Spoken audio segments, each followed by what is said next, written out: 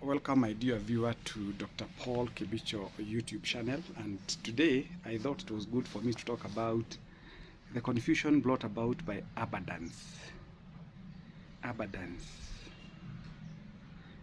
When you go to, for instance, when you go to town and you have money, you find that the power of bargaining is almost reduced to nil. But when you have the money, you take a lot. You don't have the money, or when you do not have enough funds in your pocket, you take a lot of time to negotiate with the seller. But when you have the money, you don't have the energy, you don't have the time. You just go and purchase something without necessarily negotiating and bargaining. And when you don't have the money again and you go to town, you're comfortable. You go, you do your shopping, and then you go back home comfortably. But when you have the money, the motivation to keep on checking what has come on the shelves of the supermarket, on the shelves of the boutiques, the latest phone, and the latest fashion of wear for the ladies. You feel that you need to change your watch, to change your pair of shoes, you need to change your curtains, your carpets. And when you have the money in your pocket and you go to those shopping areas, you do not even have the energy to negotiate or to bargain again. When you have the money in your pocket and you drive a car, it becomes very easy for you to fuel the car to the full level. And more often than not, you realize that you even have the motivation to move about. You want to go and say hi to your cousin, to your nephew, to your niece, to your friend. You don't even mind driving from here to Embu to go and take one for the road with your colleagues who work from Shuka. You don't even have the problem even to drive, maybe for instance, to Nyahururu to go and see Thompson Falls, where you've been in the past. Of course, there's nothing new that you'll go and experience, the same Thompson Falls. And you feel that you want to take a drive, and you realize that you spent a lot of money that was not intended. It is called the confusion of abundance. And the puzzle about finances is that, and I have said it in the past and I want to repeat it. And yesterday, I had the privilege of talking to very senior teachers of a certain school within Kiambu County. And I reminded them what I have said on many occasions, that human minds have the ability to create problems equivalent to the amount of money available. When you have money, the issue of negotiating does not come in. When you have money, the issue of intending to go, and of course maybe do what we call window shopping does not arise. You just go and buy something spot on. But I want to remind all of you viewers, my dear viewers, that when you spend your money like that, you forget one critical fundamental aspect of financial management, that it takes you time, energy, and thoughts to generate that particular income. So why then do you have the audacity to throw the hard-earned coin anyhowly? You do not have the luxury to do that. Even the richest people that we know, they do not have the luxury to waste their money. They do not have the luxury to spend their money the way we do, especially those people who do not have enough money. And for information, poor people are the ones who normally go shouting when they get 100,000 in their pockets, when they have 500,000 shillings in their bank accounts. They think they have arrived. Little do they know that you have got multi-billionaires who go keeping quiet. Multi-billionaires, when they go to the shopping centers, they don't say keep change. They appreciate the effect of time that they spent to be able to get that particular money. So in other words, the confusion of abundance comes in especially to those who do not know how to manage their finances. I have told people on several occasions, and more often than not, people confuse me with pride, which I have no problem, because everybody is entitled to his or her own opinion, that when you realize that some people are doing better than you, or they are far ahead of you, either you schooled with them from primary to university, and they're doing better than you, more often than not, people tend to throw unprintable epithets to them. And more often than not, they go giving a hypothetical kind of reasoning that this person must have stolen from somewhere or from the public coffers. Not all of us people steal. I want to make it clear. And I have said it and I repeat it on this YouTube channel. I have never stolen. Yes. I drove my first big car when I was very young, in the year 2001. I was able to buy a Pajero Itakura Tarbu when I was very young. I was able to put up my own house, not in my father's inherited land, but my own land which I had bought. People had all types of talks, they had all theories emanating from them, but that never stopped me from focusing on what I want in life. So one of the things that I want to share with you, my brothers and sisters, is that the energy you have today will not be there tomorrow. And again, you need to ask yourself, and I give a very simple example because I'm a teacher. I'm a lecturer in the university, and I like giving very basic illustrations. In the year 1992, a loaf of bread which was weighing 500 grams was costing only 2 shillings and 50 cents. Today, in the year 2021, a loaf of bread is going at 60 shillings and it is less by 100 grams. So if you were to use this item called bread as a parameter or barometer of inflation, it therefore comes to you that inflation has grown by 22%. So if today you spend 100,000 shillings to sustain your life, you require 22 times by the time you're hitting 60 years or thereabouts. So you do not have the luxury to waste your resources. You do not have what we call, forgive me for those birds which are flying in my house. So you do not have the luxury to misuse your finances. Therefore, every coin counts. And I've been giving people a very simple example.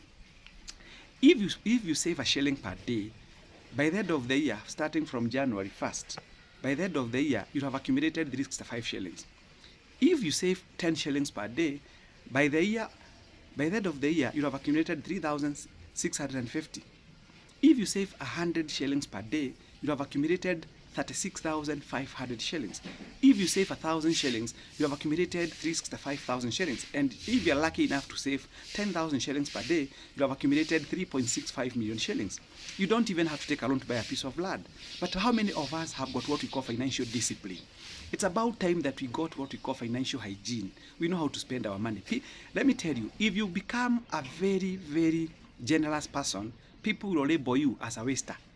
If you become mean, you don't go throwing your money in all sides of in directions of the compass, they say you're mean. So the same people who say that you're a waster, they're the same people who say that you're mean. And I've been telling people, and please don't misquote me, I tell people that before I met any one of you who is actually watching my YouTube channel, you were never part of my problem. Neither will you be. Neither were you factored in. Neither were you factored in my program, in my life strategic plan. You were nowhere. If by chance I meet with you, that's God's planning. If I don't meet with you, life continues. So do not let people guide or direct you in terms of your plan, financial planning. We must have financial discipline. And I repeat what I said, and for those people who have watched my YouTube channel, I've been talking about planning for our children's education. I'm a father of 5.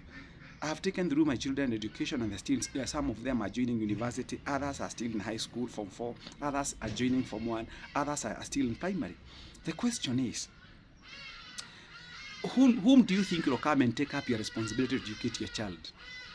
For those people who understand Kiswahili, we normally say, haba na haba hujasa kibaba. But have you ever internalized the meaning of that particular proverb?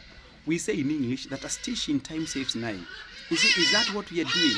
We normally say, make hay while the sun shines. Is that what we are doing?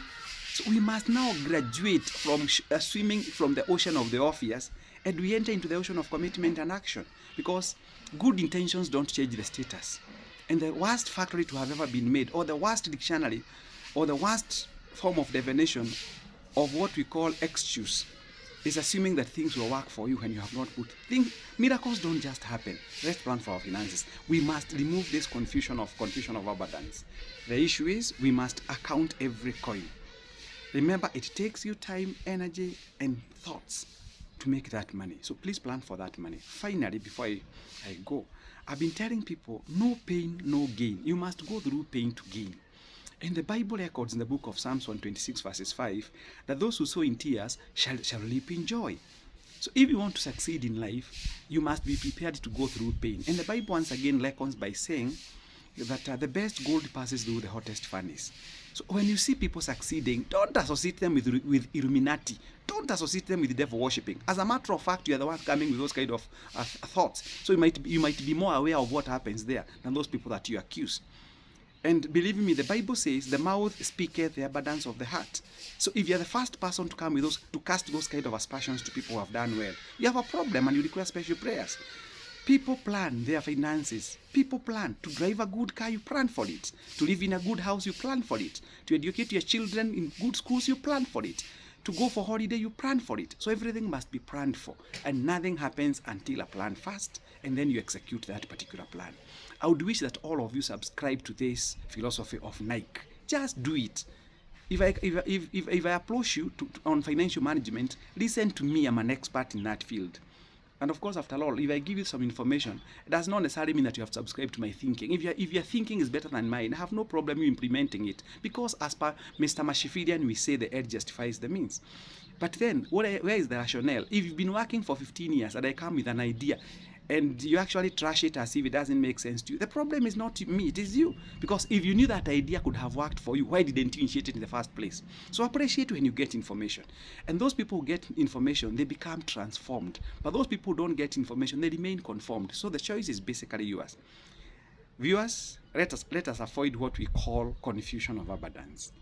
The energy levels, and I've been telling people as I wind up my discussion with you this morning, that when the manufacturers of Omo realized that it was becoming obsolete, what they did, they just went back to the drawing board and they came up with what we call Omo with the power form.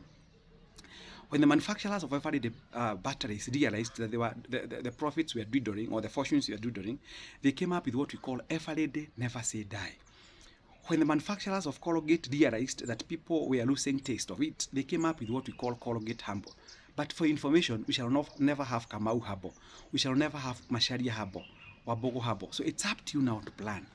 Kaidre, if you want to get more information on financial planning and financial hygiene, don't hesitate to call us on 0713 534 65, 0713 534 65. And you can even pay us a visit in our offices. We are actually domiciled at Outer Ring Road. That's what we call Outer Ring Road on your way towards Babadogo. We are actually between Ola Petrol Station and Naivas Supermarket. We are neighbors to Petan's Driving School. Kaidre, pay us a visit. Education, I'm telling you, those people who get information, they change the way they see their things. And let me tell you, new mindset, new results. So if you want new results, don't hesitate to get in touch with us. For those people desirous of being educated in a group, still call the same number. Individual mentorship, call us on the same number. And together we shall move places. May God bless you. It has always been my pleasure talking to all of you. God bless all of you. Thank you and shalom.